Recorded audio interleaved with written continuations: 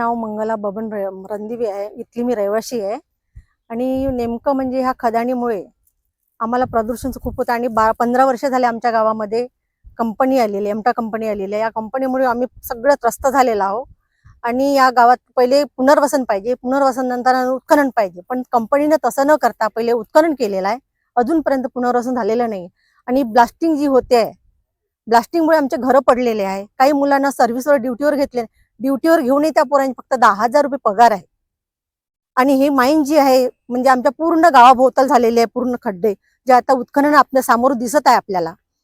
आणि जे शेती आहे आमची इथली, जी उदरनिर्वाह करण्याची शेती जी होती आमची, त्या शेतीमधला जे काही पहिले अर्धी रक्कम दिली आणि 7 वर्षानंतर काही रक्कम देणार होते, ती रक्कम अजूनपर्यंत भेटलेली नाही आहे आम्हाला.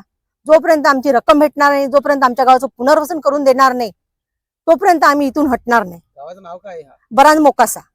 कुठे गेले तुम्ही या प्रकरणामध्ये? या प्रकरणामध्ये आम्ही कलेक्टर, SDO, तहसीलदार, काय म्हणाले ते? तहसील असं म्हणजे इतक्या मिटिंगा लागल्या, पण त्यांनी तातुमर्ती आम्हाला असं समजावतं केलेलं आहे. दुसरं काही त्यांनी केलेलं नाही. आणि जे म्हणते फॉरेस्टची जी जागा आहे, त्या जागेचं उत्खनन करून, परमिशन नसताना उत्खनन करून केलं. आमचे ढोरं चरायसाठी खूप नुकसान होत आहे. ढोरांना जागा नाही आहे आमच्या.